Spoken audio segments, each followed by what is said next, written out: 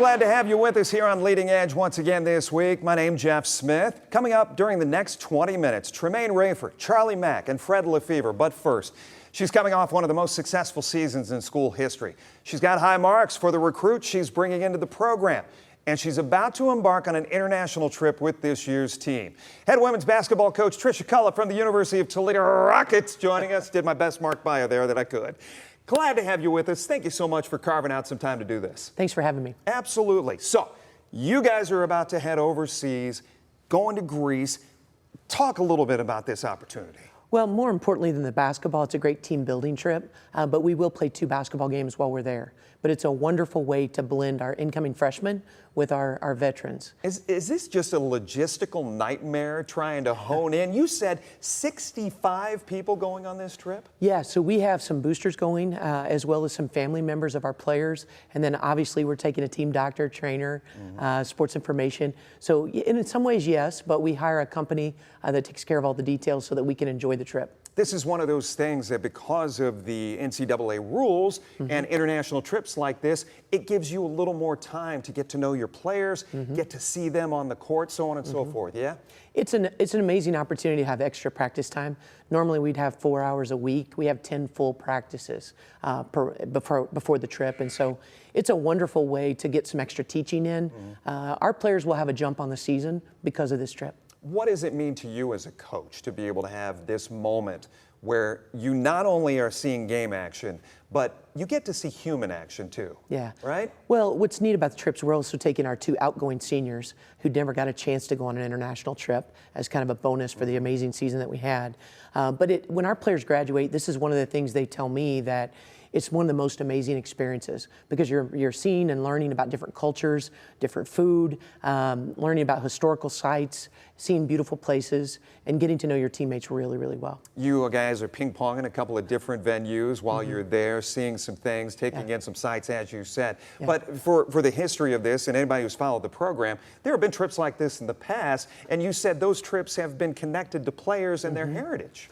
Yeah, our first trip was for Nama Shafir. We went to Israel. And it was amazing because of her background. She was an Orthodox Jewish player and one of the first female Jewish players of the Orthodox religion to play in the United States. And so it was great for our players to experience her culture. You know, the next trip we went to England and Spain. We had 2 players from England, 1 from Spain. We had a chance to hit every place that they were from, and so that was incredible. And then our last trip was to Italy for Mariella Santucci, and so we had a chance to experience, you know, learn how to make pasta, learn how to, or have a chance to have her grandfather watch the games. He cried because he hadn't had a chance to see her play in several years. And so what an amazing experience. This trip was more of a throw the dart, is what the players wanted to do. We have no tie to this trip other than this is where a destination they wanted to be at. And you said you have a couple of international flair players on your team who you even asked them. Yeah, I said, hey, Nan Garcia, do you want to go to Puerto Rico? And she's like, no. She goes, I go there all the time. And then we do have a player from Scotland, and Ella said, absolutely not. I'd like to go somewhere I haven't been. I haven't had a chance to just say congratulations on what a year it was. Bring people up to speed. I know it's been a few months now. You've been able to kind of have everything set in a little bit, but that NCAA experience for you was what? It was amazing. It's something we've been working toward, and it's not easy. To go through our league doesn't get enough credit. The Mack is incredible, but to do what we did, we won 17 games in a row. That's never happened before in the women's side of the Mack, you know, and we along the way, we beat 2 ranked teams. We beat Michigan at Michigan. We beat Iowa State in the first round of the NCAA tournament. I couldn't have been more proud of this group. Not only were they amazing to coach, but their cohesiveness on and off the court, as well as their GPA. They had a 3.58 GPA for the semester, or for the season, which was unbelievable. And our fans were amazing. We finished the season 24th in the country in attendance. There's a lot of synergy coming into this season because we only graduated 2 players who actually came off the bench. Yeah. So our starters are back. One of the conversations we had here was obviously the second round. You're playing Tennessee at Tennessee. Yeah. I mean, and they're huge. Is there any talk? Yes, they were. But is there any talk about how that needs to change and be a little more fair? You equate it to the men's side of the tournament. I think realistically you'd say yes, I'd like all neutral venues. But I think one thing people have to remember, the women's game started, the women's tournament started, you know, long after the men's tournament.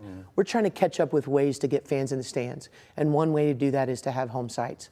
Is it ideal? No. Yeah. Was it an incredible experience to go to Knoxville and play in an arena that I watched growing up with Pat Summitt on the sidelines? Yes, it was incredible. It was great for our kids to go into the Women's Basketball Hall of Fame in Knoxville and to tour it and to see, you know, some of the amazing names and where they started and how they built the game. But yeah, I think eventually we'd love to see us get to neutral sites, but I won't say that took anything away from that experience. I want to ask you in our final minutes about culture and what you bring to the table as far as your team is concerned and kind of what we see other coaches have to instill in players. I think we talk a lot about created by culture. It starts by who we recruit, who we hire. You know, I don't want just the most talented player. I do want people, I first notice them because, you know, they can help us win our league. That's the litmus test. But the second thing is, are they a great human? Are they someone that's a great teammate, who's selfless, that's a great leader, that when they go out into this community and our 4,000 fans are roaming around, that they're gonna be a great ambassador. Walking billboards, right? Of not only our program, but the University of Toledo. And then third, we want people who care about academics. We want them to graduate, we want them to thrive in our community. But we've been really, really blessed. I've got a lot of women in this community and men who are great mentors of my student athletes and continue to help grow them beyond the basketball court. Okay, you got a few months before the season starts. Yeah. What are you anticipating? You know, I'm really excited because not only do we have our starters back, my 6'5" center, who was the sixth man of the year in the league, sat out last season. She got injured right before the season started. And I can't wait to have her back on the court. She does a nice job of disrupting shots, scoring on the low block, one of the best screen setters I have, a great rebounder. So we have a lot of great pieces, but I will say this, it doesn't guarantee us anything. We're trying to pay the price and do hard work every day to deserve and to claim what we want. You are going to be every team's best game. You realize that? Well, you know what? That's what we want. Yeah. We want to be the best team we can be. Absolutely. Coach Tricia Cullop, good luck. Thank you so much. We appreciate your time, as always. Thank you for having me. Absolutely. We'll be back right after this. Stay with us. A busy leading edge for this week. Thanks so much for spending some time with us. Once again, I'm Jeff Smith. With so many conversations about the need for direction, the need for mentors, and opportunities for our youth, Toledo's lucky enough to have individuals showing our youth the way through things like the program. Saying hello to you now is the president and CEO of the program, Tramain Rayford. Good to see you. Thanks for being here. I know you are no stranger to the WTOL 11 audience over the years, but I wanted an opportunity. I haven't had you on. I love what you're doing, and I just want to talk a little bit about the mission at hand. And for you, and how do you define the task at hand, day in and day out? What keeps you up at night? It's purpose-driven. You know, so when I see these young men that we're mentoring and that we're impacting their lives, I see myself, and I provide what I wish I had when I was growing up. You know, in Toledo without a dad, without direction, without identity, you know, and getting myself into all kinds of trouble.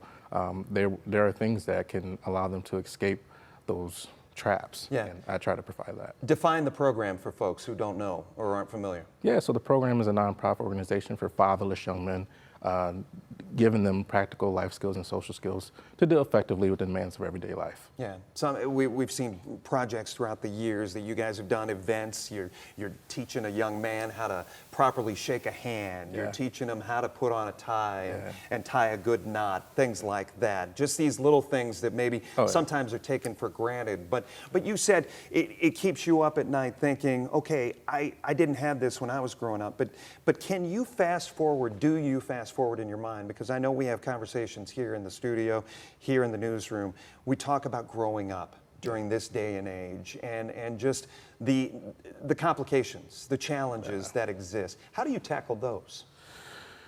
That's a loaded question. Right? That's a loaded question.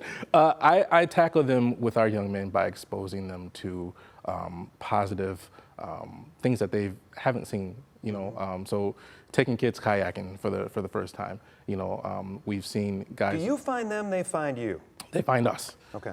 So we have wonderful. So maybe outlets. they have some grandparents. They have some mothers who are inclined to find this kind of thing. Yep. Yeah. Yep. But doing things like kayaking, where we see kids overcome fear of swimming, not knowing how to swim, and overcome fear of water and things of that nature, being brave enough to overcome that fear and get into the kayak. I think those are the real life skills, you know, possessing that courage and commitment and that patience when you're in the water to not turn it into a dragon boat race, you know, Right. And take your time. So it's those fine little skills that I believe can allow them to be exposed and grow in different areas that they're not used to. Have you gotten to a point yet where you've seen one of these, and we looked at the video and we see very young men in those photos and in that video. Have you gotten to the point where all of a sudden these young men are adults and they're coming back and maybe saying thank you, or how this changed their life?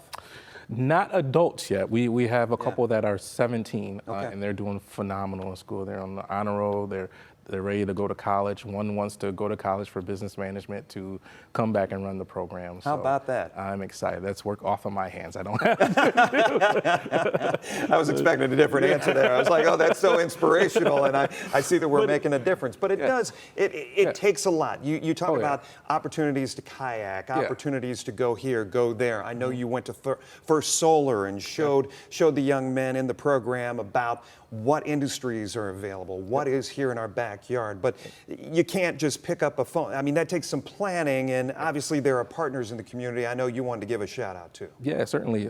Junior Achievement being one of our partners, LeFebvre being one of our partners, and a number of organizations like First Solar, Mercy. We have a ton of more sponsors that I can't think of right now, but that's fine, we partner with over 30 companies in 2022. So, but it's kind of one of those you ask jump, they say how high. I mean, they are ready to assist. Yeah, I mean, this is a community organization, you know, led by the community. Community pours into it, and it's for our community, it's for Toledo. How bad is this needed right now? So the number one cancer in society is fatherlessness. So it's attached to homelessness. 90% of those that are homeless come from fatherless homes. It's attached to incarceration. 85% and up, those that are incarcerated come from fatherless homes. Dropouts, 71%. You talk about suicide, 63%. So it's a monumental task that we have right now, that it takes the community coming together to tackle this thing. You've got a calendar that is chock full every single year. So I wanted to share with with our viewers some of the events that are coming up over the next several weeks. Have you talk through them a little bit? You've got the Tug, which is coming up in August, obviously this month. It's kind of a back to school geared kind of a thing. Yeah. So it's called the Tug because it symbolizes the tug of peer pressure that young men go through every day going back to school. So, but we take it and we make it fun, and we call it the Tug to make it a tug of war. And this year it's going to be a glow in the dark tug of war to make it fun for them, inviting. We usually give back backpack supplies and things like that to get them ready for school, but they need to know the tools they need to fight against the peer pressure of gang violence and promiscuity and all those things. So we try to supply them with that while they go back to school. Taking away anxiety, making sure mentally healthy individuals we're looking at here. A couple of the other things, the garage event in September, and then dodgeball and economics, we'll get to that. Talk about the garage event. So the garage event, we normally partner with Tramain, and we will go there and they will teach them how to change a tire, check oil, all the emergency maintenance that young men need to know. I have two daughters, and if my daughter is with you, do not call me to come to change a tire if you have a man with you, right? So we need to groom these young men to know these things. And it's one of our best events. The young men, they really love the tire pressure gauge and how to change the tire. Oh, just having that tool, just having those kits in their toolbox, their individual toolbox. And finally, the dodgeball and economics. What's that all about? Yeah, so we wrap the whole concept of financial literacy and budgeting. Those in the 22 needs assessment, that was the biggest issue that families had, was budgeting and managing money. So we take that concept and we wrap it up in dodgeball, and we make it fun for them, right? Because kids, they sit in classrooms all the time. The last thing they want to do is sit in another classroom. So what we do is we wrap dodgeball and economics in a series of different games, and we have a ball. Literally, quite literally. Tramain, if people want to find out more about the program, where do they go? You can go to the website at programinc.org. You can get on our social media pages at Program Inc. And we're there. All right, Tramain, thank you so much. Thanks, Jeff. Continued good work to you. We appreciate the insight as always. Thanks for having me. You bet. We'll be back right after this. Welcome back for our final segment here on Leading Edge for this week. They were so good, so well behaved the first time we had them on. We thought we would have them back. Charlie Mack, Fred LeFebvre, Charlie representing 107.3 The Juice, and Fred from WSPD, 1370, 92.9 FM. Joining us. Guys, thank you so much. We appreciate it. Thank you for having us. I love being back, especially with this guy. You had no idea there was a report card that was happening the last time. No, not at all. And I would have thought we failed. We're gonna run through a number of things in the news. I want to get your take on this. First and foremost, we started this week.